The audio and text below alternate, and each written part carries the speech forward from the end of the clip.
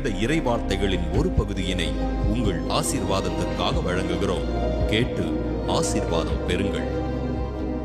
2 கொரிந்தியர் 12 9-10 வசனங்களை வாசிக்க கேட்போம். 2 கொரிந்தியர் 12 9-10.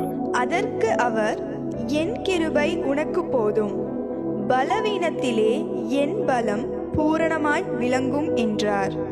ஆகையால் கிறிஸ்துவின் வல்லமை என்மேல் தங்கும்படி என் பலவீனங்களை குறித்து நான் மிகவும் சந்தோஷமாய் மேன்மை பாராட்டுவேன். அந்தபடி நான் பலவீனமாய் இருக்கும் போதே பலமுள்ளவனாய் இருக்கிறேன்.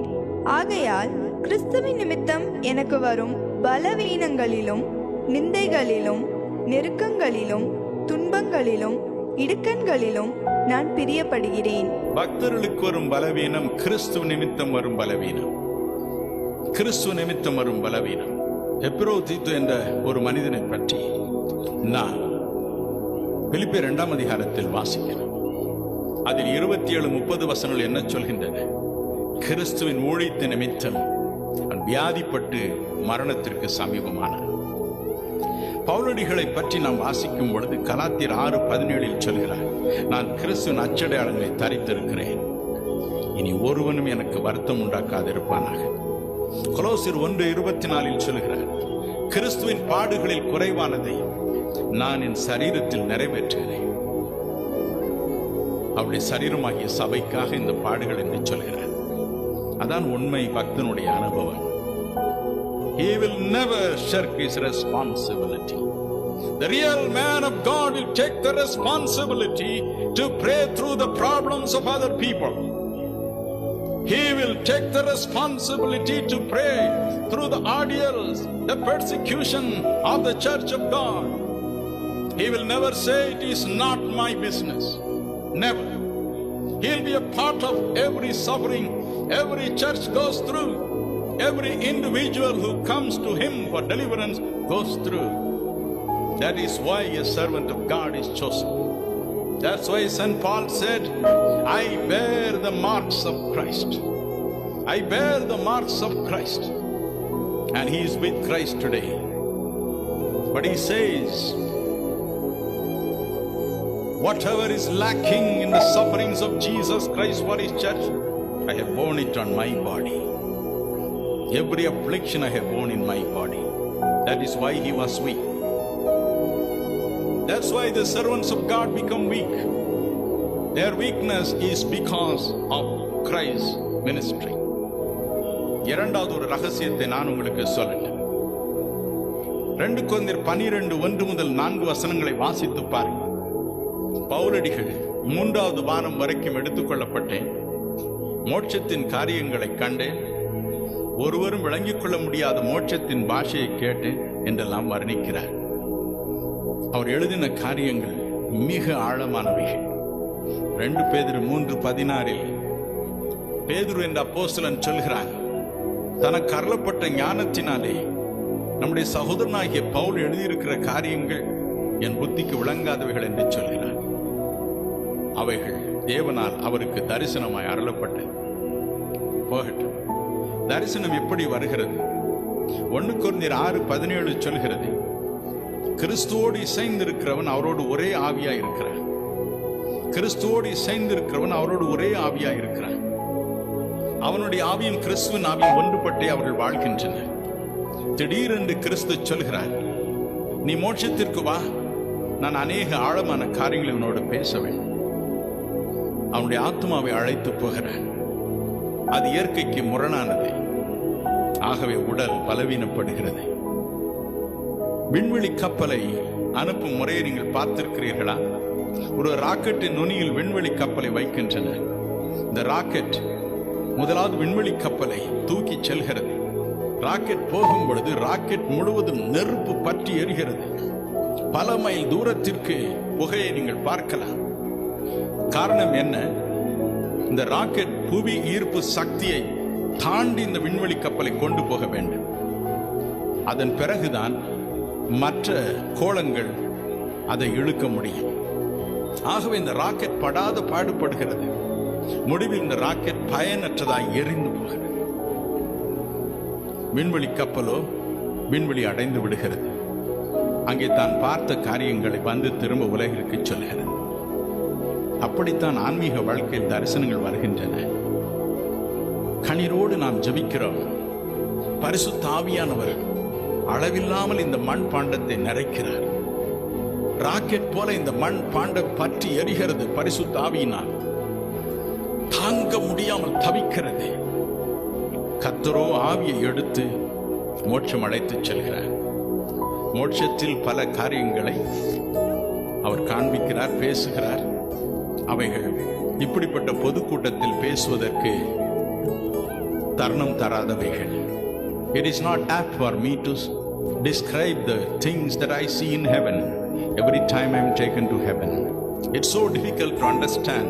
But unless a man has a vision of heaven, unless he knows what kind of God he has in heaven, unless he walks with God and talks with God, unless he is in touch with heaven all the time, he cannot preach with authority. He cannot help the people.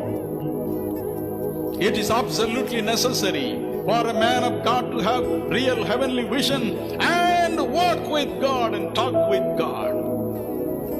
வேதம் சொல்கிறது, ஏசாயா 64:4, 1 கொரிந்தியர் 2:9, சங்கீதம் 31:19, இந்த உலகை கடந்து நாம் செல்ல போகும் மறு உலகு இனிமையானது. அங்குள்ள மகிமையை கண்கள் கண்டதில்லை, காதுகள் கேட்டதில்லை, அது புத்தியில் எட்டவும் போவதில்லை. So difficult. எப்படி ராக்கெட் போகிறதோ அதை போலவே உங்கள் ஆத்மா முதலாவது மேக மண்டலத்தை கடந்து செல்லும், நட்சத்திர மண்டலத்தை கடந்து செல்லும், பிளானட்ஸ் என்று சொல்கிற கோளங்களை கடந்து செல்லும். அதன் பிறகுதான் மோட்சம். கோடிக்கணக்கான தேவதூர்கள் அங்கே கடந்து செல்வார்கள்.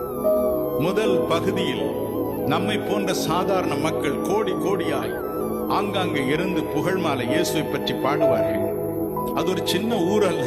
மோட்சம் என்பது அமெரிக்கா போன்ற ஒரு பெரிய காண்டம். It's a continent so big and vast. அதில் தான் இயேசு இருக்கிறார். ஆனால் இயேசுவின் மகிமை நீங்கள் பார்க்க வேண்டும் என்றால் எல்லா இடத்திலும் அவர் இருப்பதாக தோன்றும். எங்கும் அவரை காணலாம். அப்படிப்பட்ட இடத்திற்கு அடுத்தபடியாக 2வது வாசஸ்தலம் ஒன்று உண்டு. அதன் மேல் 3வது வாசஸ்தலம். அந்த இடத்திற்குள் போவதற்குள் எனக்கு அன்பானவர்களே, உங்கள் சரீரம் அதிக பலவீனப்படும். ஒருவேளை 1 மணி நேரம் இந்த தரிசனம் நீடித்திருக்கலாம். நீங்கள் மாம்சத்தில் இருக்கிறீர்கள் என்பது சில சமயம் கர்த்தர் மறந்து போவார், பேசிக்கொண்டே இருப்பார்.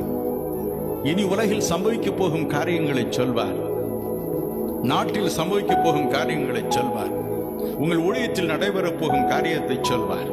எனக்கு அன்பானவர்களே, ஆனால் இந்த 1 மணி நேரம் 1.5 மணி நேரம் கழித்து திரும்ப இந்த மண்ணான உடலுக்கு திரும்பி வரும் பொழுது இந்த உடல் பலவீனம் அடைந்திருக்கும், உடலெல்லாம் வேர்த்திருக்கும். தானியேல் ஒரு வாலிபன், திருமணமாகாதவன். தரிசனத்தை கண்ட அவனுக்கு நேர்ந்தது என்ன? தானியேல் 8:27 வாசிக்க கேட்போமா? தானியேல் ஆகிய நான் சோர்வடைந்து சில நாள் வியாதிப்பட்டிருந்தேன். பின்பு நான் எழுந்திருந்து ராஜாவின் வேலையை செய்து அந்த தரிசனத்தினால் திகைத்துக் கொண்டிருந்தேன். ஒருவரும் அதை அறியவில்லை. ஒரு தரிசனத்தை கண்டான். முதலாவது திகைப்பு, 2வது பலவீனம், 3வது வியாதியே பட்டுவிட்டது. தரிசனத்தை காண்பதும் பரலோகத்தில் கிறிஸ்துவோடு உலாவதும் அத்தனை சுலபமானதல்ல. ஆகவே எனக்கு அன்பானவர்களே, தரிசனம் தரிசனம் என்று சொல்லி அதை நான் அதிக சீப்பாகி விட வேண்டாம். இதனால் தான் பல சமயங்களில் தவறான காரியங்களை நாம் செய்து விடுகிறோம். இல்லை இல்லை, தரிசனம் காண்பது அத்தனை சுலபமானதல்ல. கிறிஸ்துவோடு உலாவது அத்தனை சுலபமானதல்ல. It's so difficult. பவுலடிகள் சொன்னார், ஐயோ என் பலவீனம் நீங்க நான் 3 தடவை வேண்டிக் கொண்டேன். 3 தடவையும் இயேசு எனக்கு கொடுத்ததில் என்ன? பயப்படாதே, உன்னுடைய பலவீனத்தில் என்னுடைய பலன் சம்பூர்ணமாய் விளங்கும். ஹல்லேலூயா, ஹல்லேலூயா. கர்த்தருடைய ஊழியத்தை உண்மையாய் செய்கிற என் அன்பு சகோதர சகோதரிகளே, கவலைப்படாதிருங்கள். கர்த்தர் உங்களை மறந்து போகவில்லை. மற்றவர்களுக்கு ஜெபிக்கிற எனக்கு ஏன் இந்த கால்வலி என்று கேட்கலாம். மற்றவர்களுக்கு ஜெபிக்கிற எனக்கு ஏன் இந்த இதயத்தில் பலவீனம், இந்த நுரையீரலில் பலவீனம் என்று கேட்கலாம். இந்த பலவீனத்திற்கு ஆண்டவரை ஸ்தோத்திரியுங்கள். காரணம், எப்பொழுதெல்லாம் இந்த பலவீனம் வருகிறதோ அப்பொழுதெல்லாம் தேவன் குமாரனாகிய இயேசு கிறிஸ்துவின் வல்லமை உங்கள் சரீரத்தில் இறங்கும். உலகம் தரக்கூடாத சம்பூர்ணமான பலன் இறங்கும். நீங்கள் மரிப்பதற்கென்று தேவன் ஆயத்தப்படுத்தி வைத்திருக்கும் அந்த நாள் வரும் வரைக்கும் ஒரு செகண்டுக்கு முன்பதாக கூட அந்த நோய் உங்களை கொல்ல முயன்றாலும் அது வலிப்பதே இல்லை. Hallelujah. Cheer up tonight. If you are a servant of God and if you have been working feverishly for God and if you feel that you are weak all the time, cheer up. Because the Bible says, Jesus Christ says, the Son of God says, in your weakness my strength shall be perfect. Hallelujah.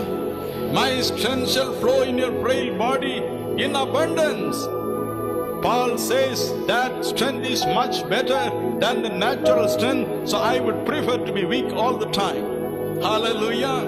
In Philippians chapter 4 and verse 13, this great apostle says, I can do all things by the strength that comes from Jesus Christ. என்னை பலப்படுத்துகிற கிறிஸ்துவினாலே எல்லாவற்றையும் செய்ய எனக்கு பலன் உண்டு என்று பவுலடிகள் பிலிப்பியர் 4:13 சொன்னார். கவலைப்படாது, சம்பூர்ணமான பலத்தை தருவார். எப்பொழுதெல்லாம் நம் பலனில் குறைவு ஏற்படுவதோ அப்பொழுதெல்லாம் அப்படி செய்வார். கவலைப்படாதீர்கள். காதோர்க்கும் துவனி கேட்பான், காத்திரிக்கும் நின் சந்நிதியில். காதோர்க்கும் நின் துவனி கேட்பான், காத்திரிக்கும் நின் சந்நிதியில்.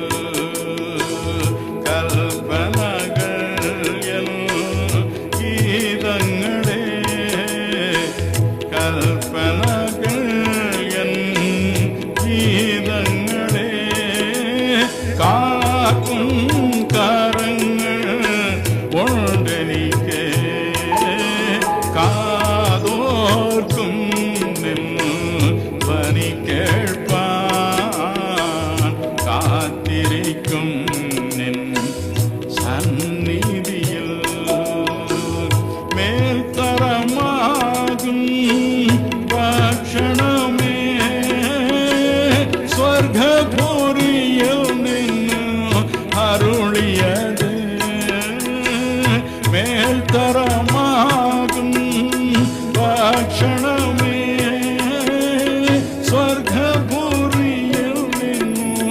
அருளியது. ஸ்வர்ணத்தை காழ்வில ஏறியது, ஸ்வர்ணத்தை காழ்வில ஏறியது. அன்மாதரும் தினம் தோறும் அவன் காதோர்க்கும் நின் வனி கேட்பான்.